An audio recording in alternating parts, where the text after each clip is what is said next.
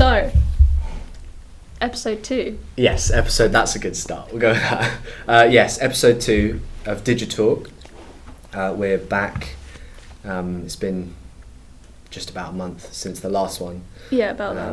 And this episode, we thought we'd talk about social media. We mentioned it briefly at the end of the last episode, but it's quite a big part of both of our jobs, especially yours. Yeah, definitely mine. So I thought we might as well do a bit more of an in-depth kind of look at it and kind of what goes into making social media posts for for our business internally, and then also making social media posts for clients externally. And I guess it could just be a good summary. What would you say is a good summary of kind of what, as a specifically your job is social media? Well, I do all of Empire's social media. Yes. I don't really do other clients' social medias unless I'm asked to. Mm-hmm. So everything you see on our Empire Instagram, LinkedIn, Facebook, that's all me, including banners and profile pictures and stuff like that. Yeah. And what goes into that? The process. If you could just sort of briefly describe the process, just simply kind of what goes into that. Well, I make the post, I schedule the post, and then that post, it gets posted. Wow. I know. Okay. That is very simple. Yeah. And we use Canva. We do use Canva. We use Alex uses Illustrator and Figma. Yeah. I've used Illustrator, Figma a little bit as well, Canva as well. I think those are the three main ones. Yeah, or the only three. I don't know. I only really use Canva, so. Yeah, and it's funny because I'd never heard of Canva until I got to this job, and I didn't even realize it was this amazing kind of resource. Yeah, it is. It's definitely worth getting the pro version. Yeah, how much is the pro version a month? Is it? I don't know. No, it can't be more than. It's no more than £10 a month. No, definitely not. I don't know how much it is a month, but but even the free version is good if you're just doing simple if you things. want more detailed graphics or whatever, then pro is definitely worth it, but you can do a lot with just the free version, which I think is sick for small businesses. Yeah, exactly. It's really good. Yeah, I've used the free version before, and there's still plenty there. Yeah. But the pro is obviously good. Yeah, for what we do, obviously, Yeah, there's a lot of stuff we've got to do in depth. I don't think it's perfect, Canva. I think there's some limitations. Not. I think definitely the video side of things is a little bit. There's 100%. Still a way to go with that. It's good, and there's definitely kind of it's getting better. I noticed they're always kind of up, what I like about it is they are always updating it. Yeah, which is good.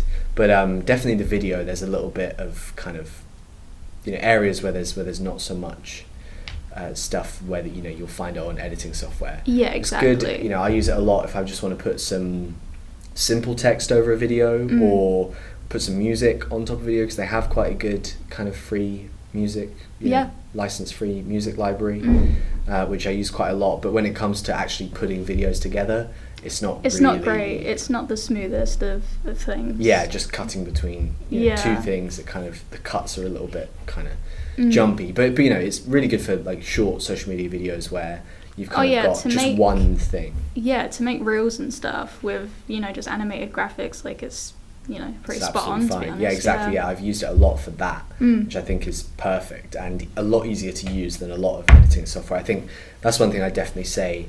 If people are editing videos for social media and not for anything else, if they're just editing videos for Instagram posts or reels or Facebook, that kind of thing, Canva's kind of all you need, really. I definitely really appreciate using editing software for bigger kind of videos for people, but it definitely, if you're just starting out in video editing, and I guess if you're just doing it for yourself, exactly. If you're running your own social media, it's kind of, and you don't you don't have the editing skills, or you don't want to learn, because there is quite a steep learning curve for that sort of thing. You can do it, but it does take a bit of time. If you don't have the time, then Canva's kind of perfect for that. I feel like we're just selling. This is just an Canva. ad for Canva now. But like I said, it's not perfect, but it is good. It does kind of what we need it to do. Yeah, especially like you say for you, considering it is the main definitely. thing. It's a big part of your. It's like the only part of my job. It's very important. That and Social Pilot. Yeah. So that, I guess that's you said you schedule them and then they post. Yeah. And that is done through Social Pilot. Yeah. Which is again fairly easy and simple to use. I think, controversial statement, it's easier to use than Later. Which is another. I don't really know much about. Later. It's basically the same thing as Social Pilot, where it will link to your social media accounts, and then you can schedule posts for like each social media account. Right. But it's just a bit clunky. I think. Social Pilot is a lot easier to use, and it's got a easier user interface. Yeah. So. Yeah, and it is really good, obviously, for.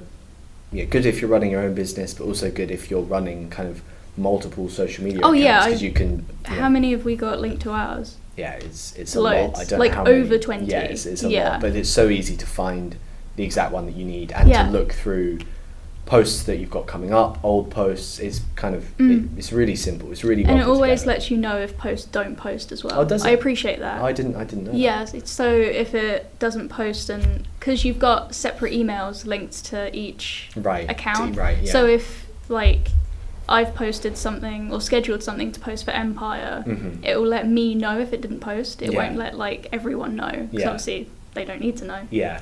Which is quite handy, because Later never does that. Right. If something doesn't post, it just doesn't post. Yeah, so you won't know. It's really annoying. So you have to keep. So it kind of defeats the point of having it, because you have to keep checking anyway. Yeah. Like if you schedule something and then on the day you still have to check, it's like, well, that's kind of pointless. Yeah, I've had a few posts just not go out using Later. It's really irritating. Yeah, it's the only. It's literally the only point. It's the only thing it needs to do. Well, that's so we're big fans of Social Pilot and we're big fans of Canva. We're selling both of those things. Later. Not Social Pilot. Yeah. Well, no, that is kind of the basics of it, really, isn't it? That's those are the two. You know, obviously, I'm sure it's different for other kind of social media, and there's a lot that goes into that. We'll talk about that, but in 100%. terms of kind of what the kind of structure of it is, that's the structure. It's built on Canva and then pushed out through Social Pilot, yeah. But I guess if we're going to go into more detail, I've thought this really good question. What makes a good social media post? I feel like we talked about it briefly last time, but it was more from like a point of view of kind of businesses, and we talked about like other businesses' social media briefly last time. But I'm talking about like when you're making a post or I'm making a post, what goes into making a good social media post? Honestly, from your point of view, just make sure it looks nice. Okay. If it looks, on brand, then that's kind of all you want. Right. Obviously, for businesses, personal use, like just post whatever. I'm talking about like business, business specifically. But okay, so what does it mean to look so nice? Like using your brand colours, making sure your logo's on not everything, but at least on that post that you're making. Making sure there's contact details in like the caption, stuff like that. Just making sure that you're there is if that makes sense. It's coherent. It's coherent and it's your business, and someone couldn't post it on their platform and people think it's theirs, so it doesn't look generic. Okay. That makes sense. And like the text stays the same, the font same you use. font. If you've got like a branding book, then that's like perfect. I kind of just follow that. That's a big thing. I'm sure most companies do, but if it's like a small, you'd be surprised. Exactly. I mean, sometimes if you don't have like a graphic designer or something, you might not have a branding book. Of course. So it's one of those things where it's definitely a good thing to get it done like straight away. Oh yeah, because once you've got it, all you really need for a branding book is like your logo, your color scheme, and like one or two font choices. That's kind of it. So it's easy to put together, but without it makes the graphic designer's job or the social media because obviously person's job a lot harder. If you're on your own and you're doing your own social media, you get a bit busier business wise, and you need to bring in someone from the outside. They're not going to know. what so to if, do. if you even like make a quick note of that kind of stuff and just hand it over, makes things like a lot that. easier. It makes things a lot more smooth. Yeah, but I also feel like there's more that goes into kind of making a social media post that looks good. Like obviously those are kind of really, really important things, and probably the most important things. But I feel like in terms of the structure of it, you know, the kind of the specific look of the elements involved. Yeah. So I'm kind of interested in, you know, I feel like, you know, when something looks good, you can kind of just tell, but what makes it look good? So like, how does the... Such a difficult question. I know. It is. I don't even know if there's an answer to it. There might not be. I literally don't know. Yeah, it's like... It's one of those things. You know, you kind of just have to have an eye for it, I guess. I think so. Also, you can learn, though, how to, like, do it properly. But obviously I've got, like, an arty background, and I did graphic design at college. So I kind of know these things, and they've kind of been ingrained into my brain. Exactly. So you asking me, I'm just like, I just do it. I just do the thing. Yeah, you just do what you know. Yeah. Yeah, no, that's not a very good question, but I feel like... No, it is a good question. But it's just interesting. I feel like it, because when you see something that you think is, that doesn't look good, you kind of, why doesn't that look Oh yeah, when good? you see a bad like Instagram post, it's like very obviously like it's bad. like hard to look at almost. Yeah. It's like, oh my god, that's terrible. But I think the distinction between the good and the bad is so fine. I think there's like a real like kind of fine line between the two. Yeah. You know, and I don't think much goes into it. I think it literally is just the placement of elements, or how many elements you use. Like, even so, a lot of our social media, and when I've made, because we have blog posts on our website. Yes. Yeah. When we always make a kind of image for each of those posts. Whenever I've made one of those, and we have a lot of the kind of bubbles in our colours. Yeah. I'm always like so careful about how many bubbles I'm putting, the specific like placement of bubbles, and it's as simple as, they look good in the corners, but then I put a few in the middle, they don't look good. Yeah. And it's really interesting, and I feel like, I'm sure there is kind of theory behind it. There's obviously, you know, symmetry and that kind of thing, but it's really interesting that you kind of, your brain just goes, no, it doesn't look good there, but it does look good there. Yeah. And I feel like if you're asking those questions about something you're making, then you're probably doing it right. Yeah. If you realise, yeah, I think so. Yeah. that you think where something looks good, you know, is good there but not there, you're probably putting it in the right place, because if you weren't asking those questions, you're just kind of throwing if it you together. weren't conscious of like, oh, that looks bad there, then you probably are a bad graphic designer. Or maybe not, or maybe it's just, you know, you kind of notice these things as you kind of go. I really don't know, but I find it very interesting. From like a, you know, designer point of view, and my job isn't specifically that, but the stuff that I have done, because I'd never really done graphic design before coming here, but I feel like there's similarities between that and kind of, it's similar to that and editing video in a way, where it's like you're kind of having to make decisions about, this cut looks good here, or this shot looks good here. It's still all about symmetry, and, you know, it's still kind of those things where it's about the way that something, it's about the way that two kind of elements fit together, whatever that is. I think it's just like having it look clean.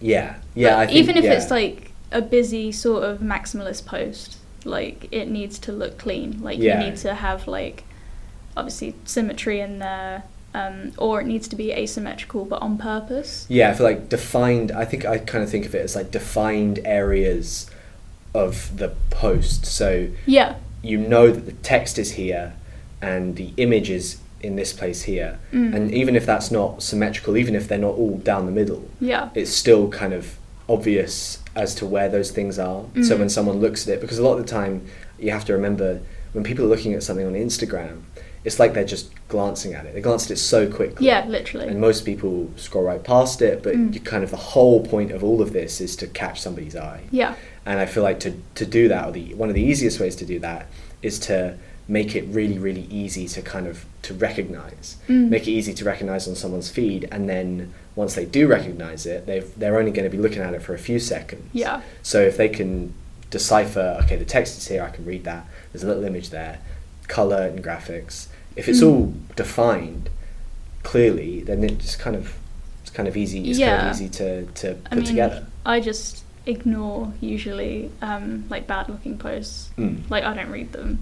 Well, we probably miss a lot of them as well. I bet there's true. loads that you kind of come up on your explore page and you don't even see they're there because you just 100%. don't even you don't even think to look at them because they're bad. Yeah. But you wouldn't know they're bad because you can't see them. But I think that is like a big part of this whole process and the whole kind of idea of graphic design for social media. Because I think it's a very different type of graphic design from kind of anything else. Oh yeah. Because I've designed like posters and stuff in the past, or other little bits that aren't social media posts specifically. And I feel like that's a really specific way of making something. It is, yeah. Like essentially what you're doing is advertising, but it's not the same sort of design as like if you were advertising, on a billboard or something. Like it is a very specific, like not algorithm, but like a very specific way that you need like to a structure. place things. Yeah, exactly. It's definitely different. It's definitely,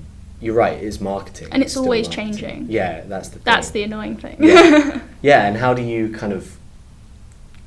look at those changes? Kind of where do you see those changes happening first, and then kind of go, oh, we need to do this? Or honestly, you just really need to keep on top of it. Yeah. You just need to like Google it, honestly. Yeah. And see what the optimum times are for posting, what the optimum hashtags are, searching on like Instagram specifically, like marketing or whatever, and seeing what comes up first. Right, and that's the really thing helps, especially with like hashtags and stuff. Yeah. Not so much design. Yeah. Because it's all about engagement. Mm-hmm.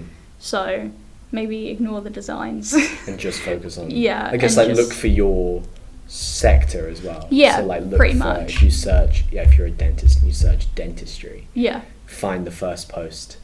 Because you're right, that'll be like the popular. first sort of handful of posts, take a few of the hashtags from there. Yeah. Maybe some keywords from the captions, Yeah. and then create your you kind of know post and what's going caption to work. around it. Yeah. And then you can fit your own brand on top of that. Yeah, your own posts and stuff. So it's about, I think, I guess in kind of general, posting on social media is about finding what's popular, but then also finding your niche within that. Yeah. So it's quite, not complicated, but it is kind of, you do have to think about it. You can't just copy and do paste it.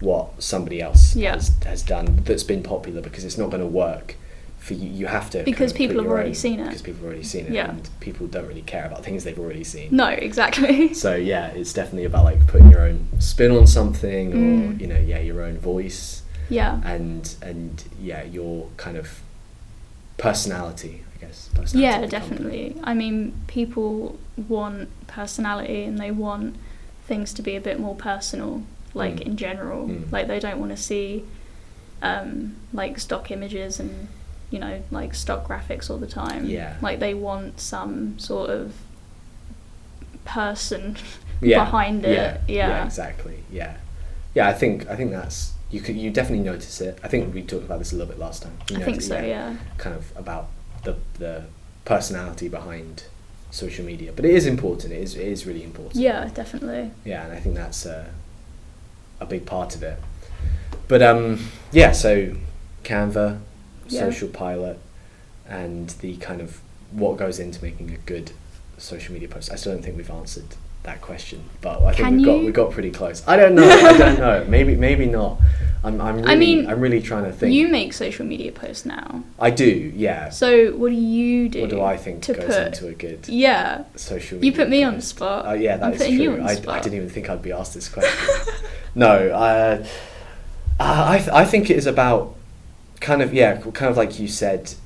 I think the word coherence is kind of like the first thing that comes to mind. Like if I'm looking at a page, and because I'm kind of making social media posts for just kind of one page at the moment, I've kind of looked at it, and every time I kind of schedule a few, like 3 or 4, I go back and look at it, I'm like, okay, this still looks like it's all one thing. Oh yeah, that's another thing as well, like not scheduling them like weeks and weeks in advance. Yeah. Otherwise you'll just get lost. Yeah, exactly. Yeah.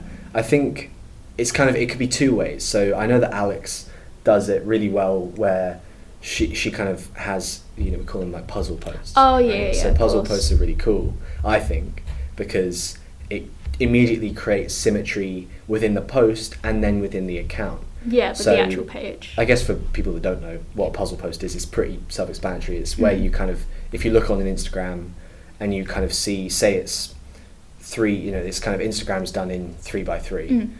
So you've got kind of 9 tiles that all fit together, so that the design kind of overlaps. It's each individual post is a design in itself, and then every 9 tiles or whatever, it creates an overlapping kind of bigger design, just like a puzzle basically.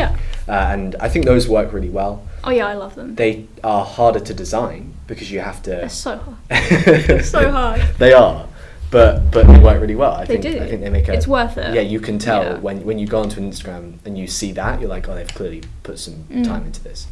But so I think that's one way of getting a really good coherence, and then the other way is not necessarily doing a puzzle post, but kind of keeping the same kind of like shapes, and not just like the literal elements of shapes, but like the kind of the shape of the post is similar. So for this one Instagram account, I was using a lot of circles. Yeah. So in one post it's lots and lots of small circles, and then the next post it's like 2 big circles kind of overlapping each other. Yeah. And if I kind of am using that the whole time, they're not necessarily connecting to each other, but I know that when someone goes on, they'll still kind of see a symmetry in it. They'll still go, oh, this is kind of themed in a way. I think it's like a theme. Yeah. So if I then started posting a bunch of sort of loads of squares, I'd be like, it's kind of odd. I mean, I'm sure you could kind of segue into it a little bit. Yeah. Like, you don't have to stick to one thing all the time. But I think if you're kind of just starting making an Instagram account, that's a really good way to kind of get followers on board, or get people on board, or get people looking at it, because they kind of notice this symmetry and go, oh, it's just nice to look at. I think that's the thing. It's all people really want is just something that's nice to look at, and then the kind of the reading of the information comes after that, I think. Yeah, a lot of the time, like, people won't even realise that you've used the same, like, style of graphic, like the same sort of theme, quote unquote, but it'll, like, subconsciously it'll click. Yeah, exactly. Which is quite interesting to me. Yeah. And also, you kind of already said it, but the colour scheme is really important. Yeah. And I think when people are looking for their branding book, because some people might have a logo that's only got one colour in it. Yeah. So you can't make Instagram posts with just one colour. I suppose you can, but you need to have differentiation. So it's about looking, and you actually, I think, know a bit more about this than me, about colour theory. Colour theory? You mean my 4 years of doing colour theory? I thought you might want to just briefly mention it. Yeah. Because I think that's, because say you have a logo that's just got one colour, and then you go to make an Instagram post, you need to find other colours that are going to create your branding book. You can't just pick random colours. So you want at least like 2 or 3 colours, really. Yeah. Like a primary colour, a secondary colour, and a tertiary? Tertiary, yes. And you want at least like one bright colour in there. Or maybe like just a colour, obviously, because a lot of people use like black and white or white and grey, because that's kind of like what's in at the moment. Right. But you need a colour in there just for highlights, basically. Right, yeah. Yeah. And in picking a colour, I don't know how in depth we can go into this, because I feel like it could be a long thing. But in picking, so say my logo for my company is red, and that's all I've got. I've got a font and the colour red. Yeah. Like, what do I do next for my branding book? Like, where do those other colours come from? Well, you could use the colour wheel. Yeah. Obviously, so you could do what is opposite red on the colour wheel, which is green. But then you run the risk of it being a bit Christmassy. Yeah. That's the only thing if you do like opposite colours, because stuff like purple and orange are opposite on the colour wheel, but that's a bit Halloween I was going to say Halloween-y. So you've got to be careful with that. So you could always do just like complementary colours. So like red and blue go really nice together, like red and green, especially for like floristry. Like socials, red and green are really nice because they're like rosy, Or just going through and you know, like with colouring pencils or stuff like that, and just see what looks nice next together, to red. Because you don't want to do it like you've made a post and red is on one side and you've got like, I don't know, a random colour on the other side. And it looks nice apart, but once they come together, like it might look a bit like cringe. It might look a bit tacky. So you need to do it as if they're always going to be next to each other. You're right. You've got to think, like when someone's looking at an Instagram page, everything looks close together. Even if they're separate posts, even if it's, you know, the post down here and then a post 4 tiles up. It's in your head that's kind of, well, that's quite far apart, so the colours can be slight, but then when someone's looking at it on their phone, everything's close together because it's a small screen. So well, that's, you know, glad we did a bit of colour theory because it's very important. Like 4 years to use. It's very important. But I was something else I was going to mention, I can't remember what it is now. I've just realised I said red and green twice. Did you? I said it looked Christmassy and then I said it looked rosy. It looked rosy. But it does look rosy. Do you mean... is if you do bright red and bright green, right, Christmas. If you do like bright red and like a sage green or like a pastel green, that's rosy. That's... Just wanted to clarify. That makes more sense. Yeah, just so... I did 4 years of colour theory and then I sound like an idiot. Like, I didn't learn anything. Just contradicting yourself. And that actually reminded me of what I was going to say. I was going to say... finding variations of your colour. Yes. So not just finding, definitely finding complementary colours or colours opposite on the colour wheel, but also say you've got red as your logo, rather than just having that bold red. There's so many different variations of red. So you can find a pastel red or something slightly orangey, something slightly like a burnt kind of orange, and then you can go darker. So it's like you can kind of find colours that work well together, even within the one colour. You can definitely have like a monochrome colour scheme, like if you wanted to do like just different shades of red, because obviously those different shades of red are going to look nice next to each other, like regardless. So that's like, I guess, an easier way of choosing a colour scheme. You still want like 3 shades of that colour, just like as still have a some base. variation. But if you're not super into choosing like colours, or you don't want loads of bright colours and you don't want to be super, you know, colourful and whatever, then a monochrome colour scheme is pretty, exactly. Good. And I think that I forgot what I was going to say again. What was I going to say? I was going to say that I've been really into pastel colours. I like pastel colours because they're less harsh. So like finding, you've just got the basic red, and then finding the pastel version of that. I know it doesn't work for every business, you know, they're quite soft and they're, you know, light and kind of summery, and that doesn't work for every business, but I think it's a good way of just offsetting maybe a harsher colour with definitely. Softer version of that colour. There's like a rule in floristry where it's not really a rule, like you can break rules obviously, but like a baseline is you have like a couple bright colours and then like a pastel to break that up. So I think it's not just floristry, but I think it's a good sort of rule to follow. Cool. Is there anything else you can think of, you know, if we're just talking basics of creating social media posts? I mean, I feel like we've covered the basics, but I mean, is there anything else, you know, from your perspective as a social media creator?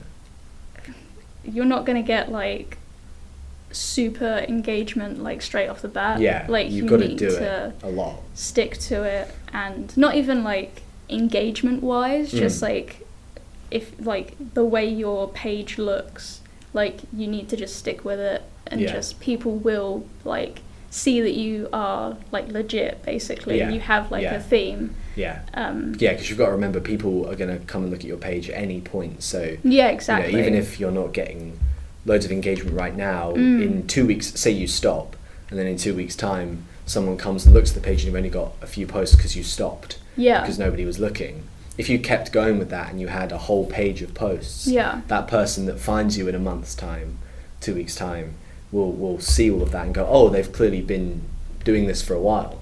So even if they're not, you know, getting any engagement, you're still doing it and keeping the kind of consistency and that shows that you are kind of consistent in other areas of, you know, whatever you're doing, whatever you're selling, whatever you're making. Because obviously kind of like reflects you. Exactly. A lot of people find businesses now through social media. Yeah. So that's, in some cases, that's like the first instance of them finding your business. Yeah. So you want to make it, you know, a good first impression, basically. Exactly, yeah. I feel like people say it all the time, but it's like your Instagram page is like your digital shop window and stuff. I feel like it is for some people, yeah. You know, especially if you're selling a product, like if you're selling a product, you definitely have to have the good images of that product on social media, because it literally reviews is. As well. Reviews is super important. Posts not a lot of just contain reviews. Yeah, because not a lot of people are going to Google your business. Yeah, they'll go straight to Instagram, and they'll want to see that it's well reviewed, and they will look for it there. And if they don't see it straight away there, they might go, oh, if they've not got any reviews on their Instagram, maybe they're not well reviewed. So even if you've just got a couple of good reviews, just put them on there. You know, and even if there's just a couple on there, people will go, oh, there's a couple of good reviews, must be all right. So I think even just a small amount helps. Yeah. But yeah, Instagram, Facebook, whatever social media platform it is a really important thing. People say it all the time, but it is true. It is good. Yeah. Like we said it's annoying, before. But it's true. Yeah, good Instagram and good social media posts make a big difference into how people see your business. Yeah. Yeah. That seems like a pretty good closing. I kind of weaved that in as a great closing. I felt that was a really good way to end it. Cool. Well, I don't know what we're going to talk about next. I feel like we want to try and have somebody else from the business on the podcast. I don't know who that's going to be. We've asked quite a few people, and they've all said they would give it a go. So we'll definitely sit down and talk to somebody about their area of expertise, I think. So because there's lots of other areas in the business. We do websites loads. And SEO. Eventually SEO. Eventually I'd go a bit more in depth in video as well. So there's plenty to talk about. So definitely next time we'll be discussing another kind of important thing in digital marketing. And if you want to read any more about social media, you can check out the blogs on our website. There's loads and loads of social media I've written based some. blogs. Yeah. A lot of other people have written some. Yeah. Just about basics and stuff. There's a big kind of back catalogue there. Yeah. So have a look. Cool. Great. I think that was good. Yeah. Cool. Okay. See everybody next time. Bye. Thank you for listening.